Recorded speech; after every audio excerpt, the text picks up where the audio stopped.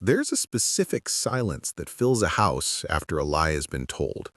It's not a peaceful silence. It's a thick, heavy thing.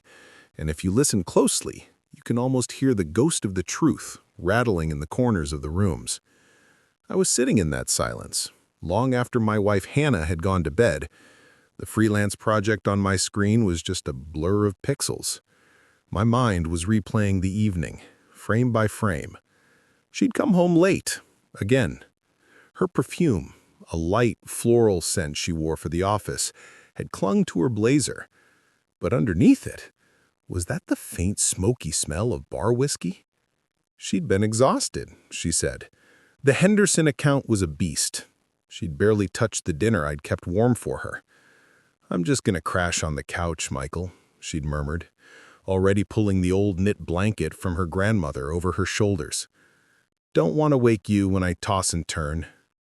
She was asleep, or pretending to be, in under 5 minutes. I remember bending down, kissing her forehead, and feeling a distance that felt like a physical chasm. I believed her, or I convinced myself I did, because the alternative was unthinkable. That's when I heard it, a soft zzz from the kitchen. Her phone, left on the counter, charging. The screen glowed in the dark like a single, unblinking eye. I shouldn't have, but the silence was screaming at me. I walked over, and the notification was there, searing itself into my retinas. Mark, 3:02 a.m. "Hey, just got home. Thanks for last night. Seriously, I haven't felt that scene in a long time. You're incredible." Last night. The night she was dead to the world on the couch. The cold that washed over me wasn't shock. It was a grim final confirmation. The foundation of my 12-year life with this woman didn't just crack. It dissolved into dust.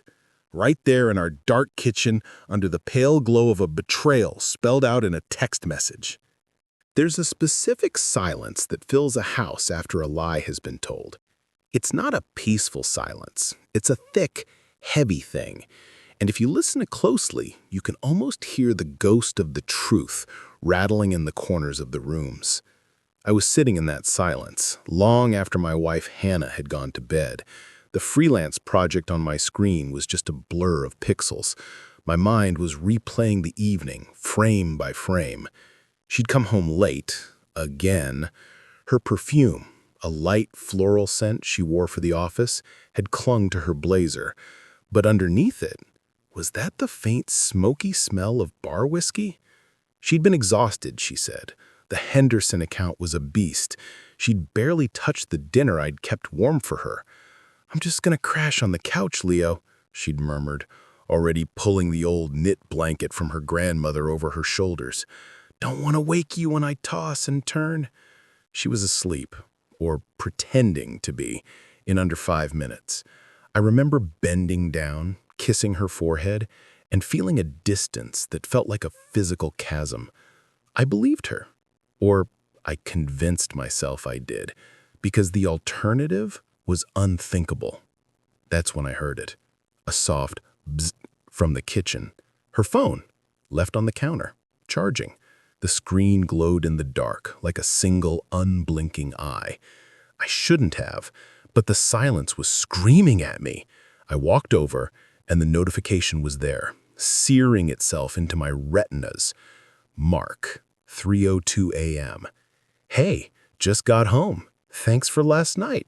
Seriously, I haven't felt that scene in a long time. You're incredible." Last night. The night she was dead to the world on the couch. The cold that washed over me wasn't shock. It was a grim final confirmation. The foundation of my 12-year life with this woman didn't just crack. It dissolved into dust, right there in our dark kitchen, under the pale glow of a betrayal spelled out in the text message. My name is Michael, and for 12 years, my universe had a single son, Hannah. We met in a dusty university library, both reaching for the same battered copy of Slaughterhouse-Five. Her laugh was the thing that hooked me. A genuine, snorting giggle that erupted without warning and made her clap a hand over her mouth, her eyes crinkling with embarrassment and delight. We were two halves of a whole. We loved bad 80s movies, the specific smell of old books, and the dream of building a life that was more about love than about luxury. And we built it. Our apartment was small, filled with IKEA furniture we'd assembled together, arguing over the cryptic instructions. We celebrated small victories, a raise, a published article with cheap Prosecco on our fire escape. We struggled through the soul-crushing pain of infertility, holding each other through the negative tests and the quiet despair. When Hannah finally got pregnant with our daughter, Chloe, it felt like a miracle we'd earned through sheer stubborn love. But after maternity leave, a shift began. A subtle one at first. Hannah would look around our cozy, cluttered apartment and talk about curb appeal and resale value. The dog-eared paperbacks were replaced by sleek, unread hardcovers on Leaning In. She said she felt her intellect atrophying, that she needed to get back into the arena. Her savior was a job offer from a prestigious marketing firm, all glass walls and aggressive optimism. I was her biggest cheerleader. I scaled back my own architectural drafting work to be a more present dad for Chloe. I learned the intricate ballet of daycare schedules, pediatrician appointments, and the profound challenge of getting a toddler's tiny arms into a winter coat. That's when Mark entered our lives. He was her work husband. The term was a joke she used, a cute, harmless label. "Oh, Mark saved me today," or "Thank God for Mark, he totally gets my vision." He was the charismatic, slightly enigmatic creative director. In my mind, I painted him as a supportive ally. I trusted my wife. Then I met him at the company's summer picnic. He was taller than I'd imagined, with the easy, confident posture of a man who never had to fight for a room's attention. He shook my hand, his grip a little too firm. "So you're the famous Michael," he'd said, his eyes scanning me, from my slightly frayed shirt collar to my sensible dad sneakers. He gave a charming, almost pitying smile. "Your talks about you and the kiddo all the time. You're a real homebody, huh?" The comment was a scalpel, disguised as small talk. I felt small, domestic, dull. The dynamic changed after that. The work husband joke stopped being funny. Hannah's phone became an extension of her hand. She'd smile at it during family movie night. She started working later, taking more client dinners. Her criticism of our life became more pointed. "Are you ever going to try for a partner position at a firm, Michael?" she'd ask. "This freelance thing is so uncertain." Our quiet life, the one we'd built with so much love, was now being assessed for its poor ROI. The man in the sharp suit, with his slick compliments and shared late nights, was the benchmark I couldn't hope to meet. He was slowly, methodically, becoming the protagonist in her story, and I was being edited down to a footnote. The 3:02 a.m. text was the declaration of war, but the occupation had been underway for months. I didn't confront her. A strange, cold clarity settled over me. I was no longer a grieving husband. I was a forensic analyst of my own life's collapse. My investigation began in the mundane. Laundry. While folding her clothes, I found a crumpled receipt in the pocket of her favorite blazer. It was from the Oak Room, a dimly lit, notoriously intimate cocktail bar. The date was a Thursday, 2 nights before the infamous text, the night of her mandatory team offsite. The bill was for 2 old fashions and a plate of artisan olives. A $48 tip was circled with a heart. A heart. I started a private, password-protected digital journal. I noted the new, expensive lingerie that appeared in her drawer, lace and silk that never made an appearance for me. I recorded the specific 3-note chime her phone made for his texts, a sound that would make her scramble for it, even in the middle of reading Chloe a bedtime story. I was cataloging the death of my marriage one data point at a time. The emotional gulf widened into a canyon. One night, I was in our home office, working on a floor plan. Hannah was in the living room, her voice a low, intimate murmur on a phone call. I muted my music to listen. "I know, it's just hard to remember what it feels like to be excited," she was saying. A long pause, then a soft, breathy laugh that was a ghost of the snort I loved. "You always know how to pull me out of it. No, don't say that, it's true. You're the only one who gets what my life is really like right now." I wish that too, so much. I looked down at the lines on my screen, the careful dimensions of a future family room for a client. My own family room felt like a stage set, and my wife was delivering her lines to another man. The rage was a cold, hard stone in my gut. The lies became more elaborate, more insulting in their laziness. A weekend conference in Chicago that, according to a tagged photo on a colleague's public Instagram, was clearly just a one-day seminar. She came home from a dinner with the London clients at 1 a.m., her clothes smelling of cigar smoke and a citrusy gin I knew Mark favored.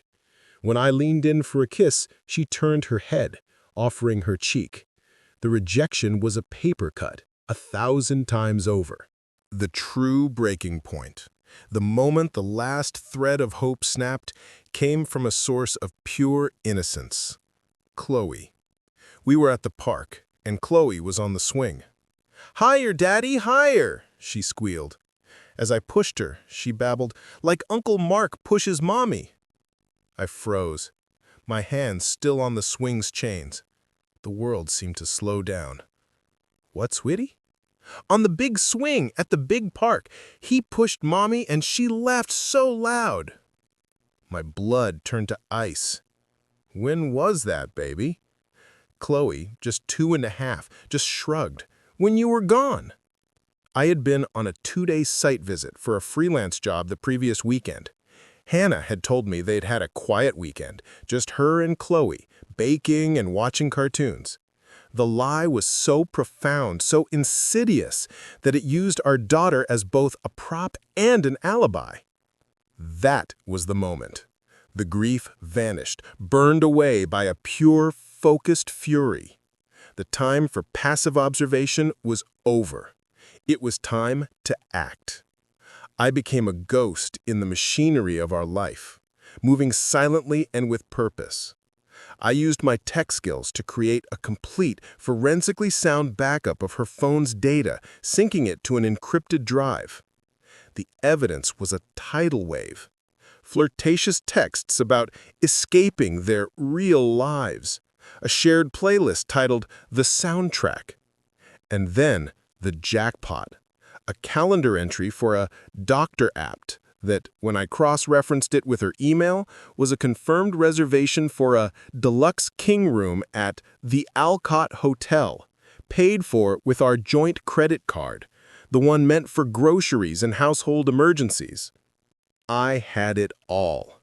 The timeline of the affair, the financial betrayal, the emotional manipulation. I had the receipts, the emails, the texts, the photos. I had documented the systematic destruction of our family. The confrontation happened on a Tuesday morning. The sun was streaming into our kitchen, illuminating the dust motes dancing in the air. It was a picture of domestic normalcy. Chloe was in her high chair, smearing yogurt on her face. Hannah was dressed for power, sipping coffee and frowning at her phone. Probably a message from Mark. "Big presentation today?" I asked, my voice unnervingly level. "Oh yeah, the final pitch for Henderson. With Mark, it's going to be a late one." I nodded slowly, wiping yogurt from Chloe's chin. "Right, the Henderson pitch. The one you and Mark have been perfecting for weeks." Her eyes flicked up from her phone, a flicker of annoyance. "What's that supposed to mean?" "I was just checking the calendar," I said, leaning against the counter, crossing my arms. "Saw you have another one of your, appointments." Today at 4:30, at the Alcott. The coffee mug slipped from her hand, shattering on the tile floor. She didn't even look at it. Her face was a mask of pure, undiluted panic. "Michael, it's not what you... I can explain." "Don't," I said, my voice quiet but absolute. The calm I felt was terrifying. "Don't insult us both. I know about the Oak Room. I know about the team off-site that was just the two of you. I've seen the hotel bookings. I've read the texts. All of them, Hannah. I know about the big park. I know about the swings." The color drained from her face, leaving a waxy, pale mask. She saw it in my eyes. Not anger, but a final, irrevocable knowledge. The game was over. "You were asleep on the couch," I whispered, looking at the empty space on the couch where her blanket usually lay. "You were right there, but you were a million miles away." I looked at our daughter, then back at her. "You have been for a long, long time." The pleading started then. The tearful, frantic jumble of excuses and blame shifting, but I didn't hear the words. I was already somewhere else, planning my next move. The husband was gone. The strategist had taken his place. My revenge would not be a crime of passion. It would be a case study in calculated, legal, and devastating consequence. I would use her own tools, deceit, strategy, and a profound understanding of her weaknesses to dismantle the life she had chosen over ours. I performed the role of the wounded, hopeful husband perfectly. I told her I was hurt, I was confused, but I was willing to fight for our family. I suggested marriage counseling. I spoke of forgiveness. The relief that washed over her was palpable. She saw my weakness as a victory, a sign she could still control the narrative.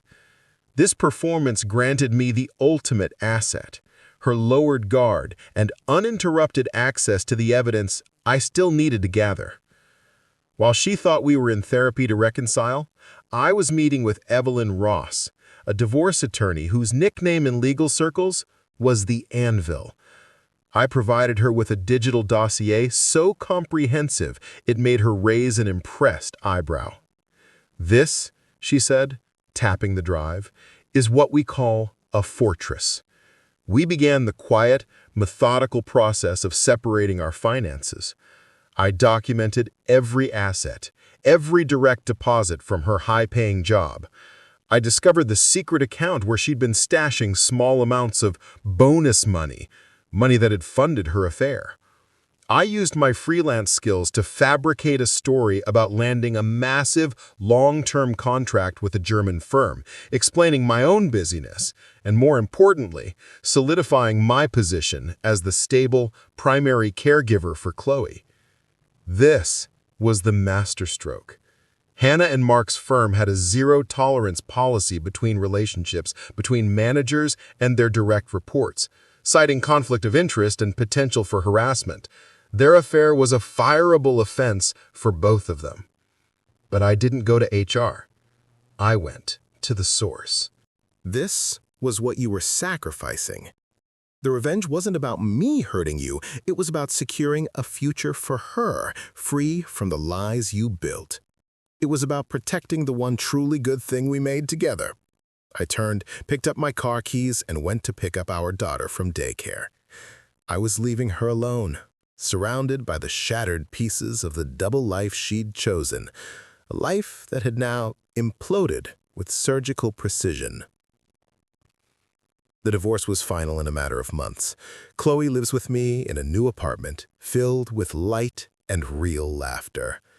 She sees her mother, but the dynamic is forever changed. Hannah and Mark's relationship, a fantasy built in hotel bars and secret texts, did not survive the harsh light of day and unemployment. It turns out they had very little in common once they lost the shared thrill of the secret. People hear this story and ask if I'm haunted by what I did, if the revenge eats at me. The truth is, it doesn't. What haunted me was the powerlessness, the feeling of my life being rewritten without my consent. My actions weren't born from malice, but from a desperate need to reclaim my narrative, to prove that the quiet, steady partner, the one who holds everything together, is not weak. We are the architects. And when someone tries to demolish the home we've built, we have the blueprints. We know every load-bearing wall, every hidden weakness. The work spouse is never just a joke. It's a choice. It's the conscious decision to invest your emotional intimacy outside the walls of your home. And when you do that, you shouldn't be surprised when those walls eventually come down. My story isn't a celebration of vengeance. It's a manual for survival. It's a reminder that the most powerful revenge is not a loud, chaotic explosion, but the quiet, unshakable peace of walking away with your integrity and your child intact, ready to build a new life on a foundation of truth. I found Isabel, Mark's wife. She was a potter. Her Instagram feed filled with images of her hands shaping clay, of her smiling with their 2 young sons in a sun-drenched garden. My heart ached for her. Using an encrypted, anonymous service, I sent her a single email. Subject: Information regarding your husband. Isabel, my name is not important. I am writing to you because I believe our spouses are having an affair. My wife is Hannah, who works under your husband, Mark, at Firm Name. I am enclosing evidence for your own knowledge, including a confirmed hotel booking and a selection of their personal communications. I have blurred our personal details, but their names are clear. I am so sorry to have to send this. You deserve the truth. What you choose to do with this information is your decision.